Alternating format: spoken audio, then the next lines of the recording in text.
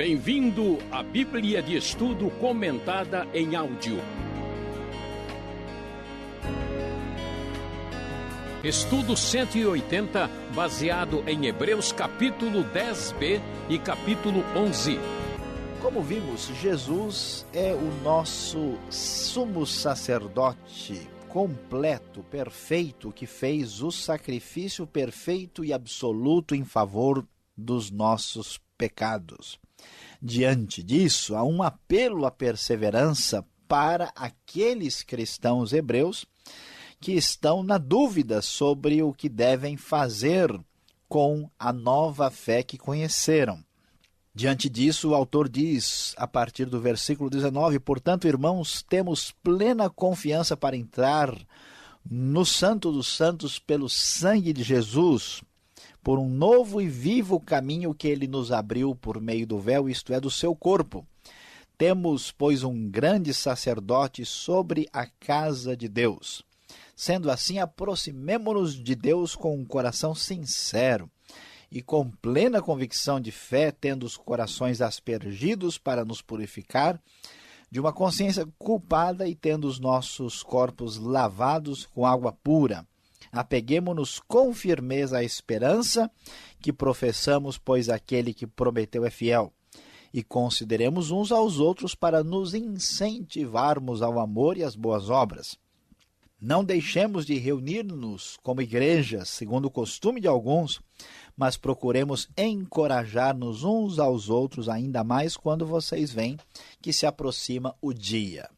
O autor desta epístola tão importante começa então a dizer, visto que Jesus fez o que fez, agora que vocês entenderam que ele é superior aos anjos, superior a Moisés, que ele é o sumo sacerdote, que ele estabeleceu uma nova aliança, que o seu sacrifício é superior a tudo que o sistema levítico apresentava, então, vamos adiante, precisamos continuar, persistir e não desistir, porque esta é a realidade. Aí vem a palavra contra a atitude daqueles que estão pensando em desistir.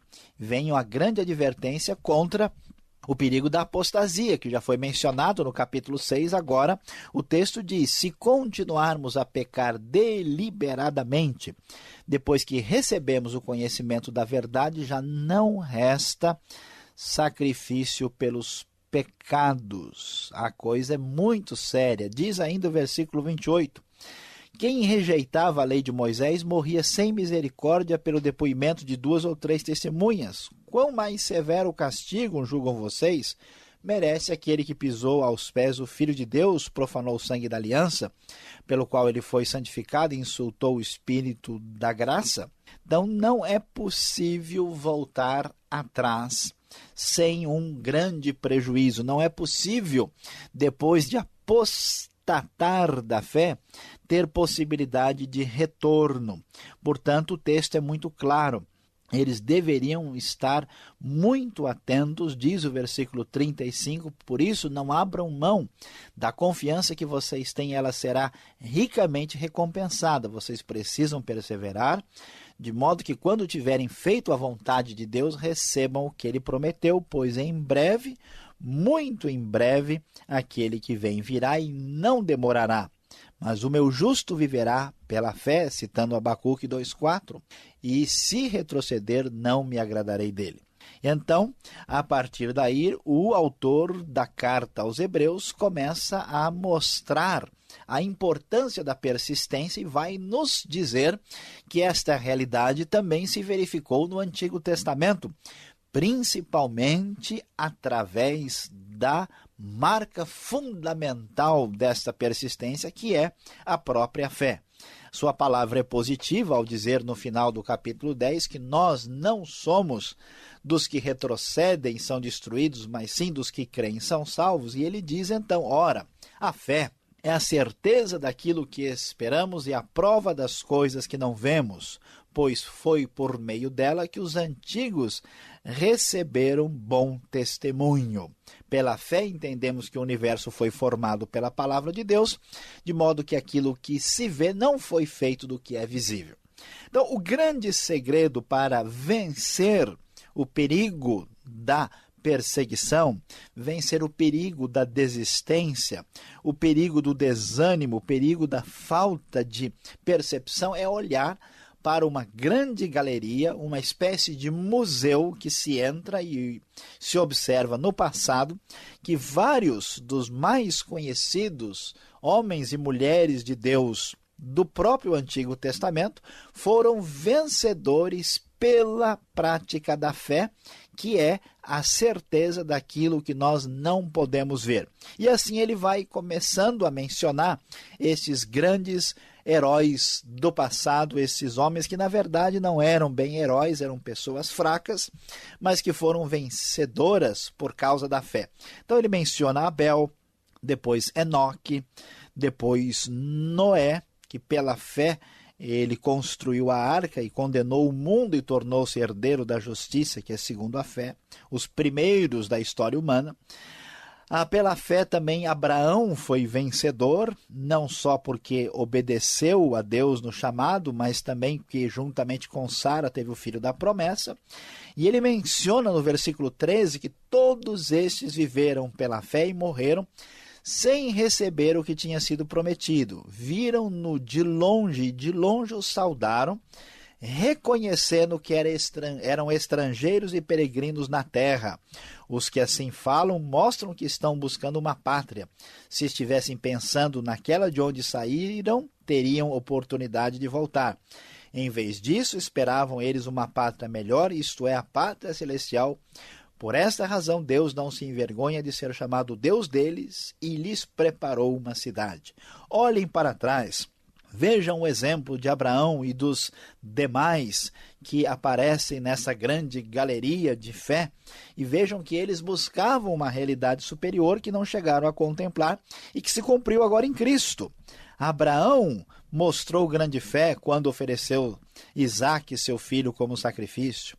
Isaque abençoou Jacó. Jacó também abençoou José e os seus filhos na hora da morte pela fé. Moisés foi grande exemplo de fé, especialmente libertando o povo de Israel do Egito e fazendo o povo atravessar o Mar Vermelho em terra seca. Sim, pela fé, os muros de Jericó caíram e também Raabe acabou sendo poupada da morte na conquista da grande cidade de Canaã. E a partir do versículo 32, o texto, conforme lemos na NVI, diz: que mais direi? Não tenho tempo para falar de Gideão, Baraque, Sansão, Jefité, Davi, Samuel e os profetas, os quais, pela fé, conquistaram reino, praticaram a justiça, alcançaram o cumprimento de promessas, fecharam a boca de leões. Apagaram o poder do fogo e escaparam do fio da espada, da fraqueza tiraram força, tornaram-se poderosos na batalha e puseram em fuga exércitos estrangeiros. Houve mulheres que pela ressurreição tiveram de volta os seus mortos. Uns foram torturados e recusaram ser libertados para poderem alcançar uma ressurreição superior. Outros enfrentaram zombaria e açoites, outros ainda foram acorrentados e colocados na prisão, apedrejados, cerrados ao meio, postos à prova, mortos ao fio da espada, andaram errantes, vestidos de pele de ovelhas, de cabras, necessitados, afligidos e maltratados. O mundo não era digno deles. Vagaram pelos desertos e montes, pelas cavernas e grutas.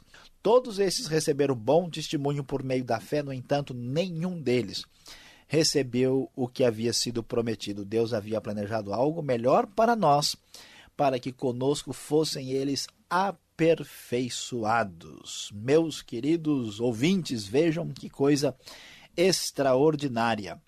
A nossa vida, como a daqueles antigos cristãos hebreus, muitas vezes está entre a desistência e a persistência. O autor diz: não voltem atrás, não há remédio para a apostasia. Portanto, ele nos mostra, olhem para o passado, a vida com Deus sempre foi assim, marcada por desafios, sem comprovação palpável e humana. Ela foi definida por aqueles que ousaram crer, que tinham certeza daquilo que esperavam e tinham a prova daquilo que não podiam ver. Muitas destas pessoas, destes grandes homens e mulheres de Deus, que na verdade eram frágeis como qualquer um de nós, passaram por grandes privações, passaram por grandes problemas, foram mortos, perseguidos como esses hebreus, mas nunca desistiram da sua plena esperança. Portanto, a palavra divina em Hebreus é bem clara. É hora de prosseguir, é hora de perseverar, é hora de persistir com plena convicção de que o Deus que prometeu, que cumpriu a sua promessa em Cristo, certamente prosseguirá até que a sua igreja seja triunfante e vitoriosa e nós estejamos absolutamente felizes com ele já nesta vida e também na vida eterna. Nunca pense em voltar para trás. Vá adiante, nada de desistência e vamos com total persistência. Esta é a grande questão.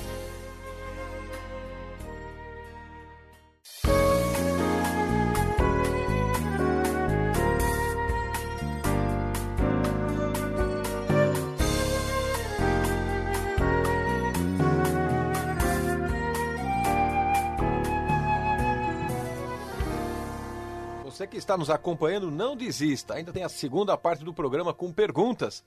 E eu já começo perguntando para o professor Luiz Saião qual é a vantagem da fé. A exemplo daqueles que creram aqui, professor. Eles sofreram, tiveram aí maus momentos em suas vidas. Qual a vantagem, então, de carregar esta promessa? Olha, pastor Alberto, vamos orar aqui para os nossos ouvintes continuarem com a sua persistência, porque essa resposta aqui não vai ser muito agradável, não. Qual é o problema? O problema é que quando a gente ainda não cresceu direito na vida cristã, a gente enxerga Deus apenas como provedor. O que quer dizer isso? Eu acredito, tenho fé em Deus e esperando que Ele me ajude, especialmente de modo material. Mas o que a Bíblia vai mostrar para nós é que é uma realidade superior muito mais importante do que as coisas materiais. Deus não é principalmente apenas um provedor, mas Deus é aquele que nos perdoa, que nos limpa os pecados, que nos dá vida eterna. A nossa existência aqui é muito pequena comparada com a eternidade. Então, esse foco faz toda a diferença. Se nós olharmos para os exemplos da fé, do livro de Hebreus capítulo 11, a gente vai ficar, puxa vida, tem gente que foi até cerrado ao meio, Os estudiosos acham que foi Isaías que foi cerrado por Manassés no final do reino de Judá. Então alguém diz, não, mas não é possível, será que aquele que crê ainda vai sofrer? A verdade é essa mesmo. Mesmo que a pessoa cresça na fé, isso não implica que ela não vai enfrentar quaisquer dificuldades. Até porque os problemas e os desafios que a gente enfrenta, que fazem bem para a nossa fé, eles são tão importantes, até mais do que muitas bênçãos materiais que a gente recebe. Se a gente puder ilustrar bem, pega uma criança. A criança, você vai dar comida para ela, é difícil você fazer a criança comer couve, ou dar tomate. Ela quer doce, ela quer sorvete, Ela quer uma coisa mais gostosa. E quando você tenta mudar a ideia, ela fica brava, ela não gosta. Você manda ela estudar, manda ela ir para a escola, ela não tem maturidade para perceber isso. Então, nós também, quando passamos pelos sofrimentos e dificuldades, a gente pensa, puxa, Deus não gosta mais de mim, Deus está chateado comigo, não, Deus está criando dificuldades porque eu fiz alguma coisa errada. Para com isso, não tem nada a ver. A fé, ela é importante porque é o princípio que dirige a nossa vida em relação com Deus, mas preste atenção, não é porque você tem fé ou está crescendo na fé que você não vai enfrentar dificuldades. As dificuldades também fazem parte do pacote de Deus para a gente. Tá certo, nós recebemos esse pacote e aí não vem muito bem ali. O que eu vou fazer com esta fé de fato? Eu preciso de mais conhecimento teológico, eu preciso ter uma visão, eu preciso ter uma revelação, um raio que caia na minha cabeça. Como é que vai funcionar essa fé? Olha, pastor Alberto, aqui temos algumas coisas interessantes. A grande novidade inicial é que tudo, preste bem atenção, todo mundo funciona pela fé. Essa que é a verdade. Agora a pergunta é, como assim? Todo mundo para fazer qualquer coisa, tem que depositar confiança em algo antes. Por exemplo, eu pego um carro para dirigir. Eu estou dirigindo porque eu estou acreditando, confiando que está tudo no lugar e que vai funcionar de acordo com as especificações. Conheço gente que um dia saiu com o carro e de repente a roda foi embora e a pessoa teve um acidente. Tudo que a gente faz envolve isso. A pergunta é em que colocar a nossa fé? Tem gente que acredita religiosamente em tudo que um cientista diz. Tem gente que acredita religiosamente na sua própria cabeça, no seu próprio coração. A grande questão é em quem ou em que podemos confiar. A Bíblia diz o seguinte, a fé, ela deve ser depositada em quem é digno de crédito de fé, que é Deus e a sua palavra. Então, a gente tem que olhar para a nossa vida o quanto eu levo a sério o que Deus diz, o quanto eu pauto a minha Bíblia pela palavra de Deus. Um pregador na América do Norte, o Rick Warren, disse uma coisa muito interessante, que a parte da Bíblia que eu creio é aquela que eu pratico. Então, a fé é o meio pelo qual as coisas funcionam e é o meio pelo qual existe um relacionamento real com Deus. E aqui na Bíblia, fé em Cristo, fé na sua palavra, significa não agir de acordo com os olhos, mas sim com a palavra de Deus. Então eu não vou me basear no que eu vejo, eu não vou me basear pela tentação das aparências, mas sim naquilo que Deus diz. É difícil, porque às vezes você vê Deus dizendo um negócio e todo mundo na sociedade falando diferente. Às vezes você vê um princípio de Deus para a vida financeira, para a vida de relacionamento humano, para a família, e todo mundo está até tirando um barato daquilo, rindo, né? E Deus diz, olha, se você acredita, vai por aqui, porque você vai chegar lá. Então, fé é absoluta confiança no que Deus diz na sua palavra, independentemente das circunstâncias e das aparências. Que concorrência, hein? Hoje Pois é. tem gente acreditando que sai na televisão, no jornal, mas o que está impresso na Bíblia, o pessoal questiona muito, né? Infelizmente existe isso sim. Pastor Saião, no verso 25 a gente encontra aí uma recomendação para a gente não abandonar a congregação, a comunhão com os irmãos e etc. Mas fazendo aqui a vez do nosso amigo que está nos acompanhando e ele gosta demais do programa, de estudar a Bíblia, ele promete, olha, eu vou ser cristão, em casa eu vou ler a Bíblia, eu vou ouvir o programa, né? Eu vou orar, vou ficar bem comportadinho. Agora, ir até a igreja, primeiro que é longe, segundo que tem uma turma lá meio chata. E aí, como é que eu faço com esse versículo? Pois é, o texto está falando para o pessoal não abandonar a fé, e a maneira concreta era não deixemos de reunir-nos como igreja. A tradução da Nova Versão Internacional bem melhor do que aquela ideia de não abandonar a congregação, que a pessoa até acaba confundindo as coisas. Não, eu não vou na congregação, mas eu vou na igreja, mistura as coisas, não é isso, né? Então, o fato é que não é possível ser cristão autêntico só em casa. Porque vida com Deus é uma vida que envolve Cristo e o corpo de Cristo. Como é que eu vou fazer a oração do Pai Nosso? Como é que eu vou perdoar as pessoas? Como é que eu vou exercer os meus dons? Como é que eu vou contribuir para a obra de Deus sozinho? O cristianismo não é uma coisa que é só de mente, de coração. Você aí que ouve o Rota 66, não imagine que esse programa vai satisfazer a sua vida cristã. Você precisa ser membro ativo de uma igreja que pregue a palavra de Deus e servir a Deus do jeito que o livro de Hebreus está dizendo. Não podemos viver cristianismo isolado. O cristianismo isolado não é a proposta do Novo Testamento. Tá certo. Andando um pouquinho mais adiante, o verso 26 aqui de Hebreus, nós vamos encontrar que parece que não existe perdão para certos pecados. É isso mesmo? Pois é, Alberto. Olha, versículo 26 do capítulo 10, a gente até leva um susto, né? Diz: se continuarmos a pecar deliberadamente depois de recebermos o conhecimento da verdade, já não resta sacrifício pelos pecados. A Bíblia fala de pecado imperdoável, ela fala da blasfêmia contra o Espírito Santo, ela fala de pecado para a morte, também lá nas cartas joaninas, e aqui ela fala no capítulo 6 e no capítulo 10 sobre essa ideia de que pecado que não tem jeito. Fica bem claro que existe pecado que não tem jeito. Mas não é a falha humana comum, não é que a pessoa cometeu uma falha ou um pecado dos que são conhecidos. Mesmo que alguém matou, roubou, adulterou, essa pessoa sempre pode ser perdoada. O problema sério do pecado que não pode ser perdoado é a rejeição e a resistência completa a Cristo e o seu sacrifício.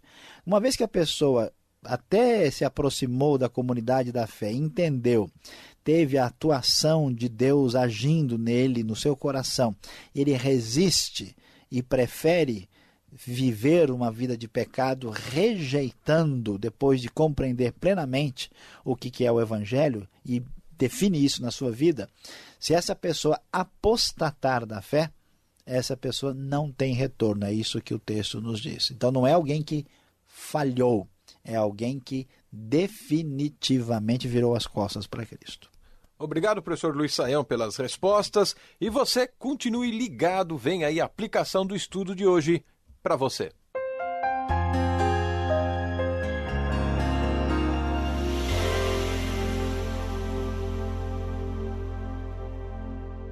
Como vimos em Hebreus 10 e 11, falamos entre a desistência e a persistência. Esta é a questão. Pois vamos falar agora de fé, pois esta é a aplicação. Qual é a grande maravilha que aprendemos aqui em Hebreus? São os exemplos práticos de fé. Se eles venceram, eu vencerei também. Quando nós ouvimos falar de uma ideia abstrata, de um conceito, ou mesmo de uma explicação teológica, aquilo tem um significado, mas é um significado muito frágil quando chegamos à nossa vida do dia a dia. Mas quando nós vemos exemplos práticos, vidas nas quais se manifestam as grandes maravilhas de Deus, a coisa muda de figura. Nós temos visto pessoas transformadas, com a vida restaurada, lares ajustados, pessoas libertadas pelo poder de Deus. E isso certamente enche o nosso coração de alegria e de fé. É isso que Hebreus 11 mostra para nós. Olhem para trás, você não está sozinho. Quantos homens e mulheres de Deus sofreram muito mais do que você que está reclamando? Passaram por maiores dificuldades e foram pessoas de fé vencedora. Hoje vamos ter uma grande atitude muito positiva e feliz, sabendo que podemos prosseguir com fé, pois se eles venceram, eu vencerei também. Repita no seu coração essa frase e seja um vencedor em Cristo Jesus.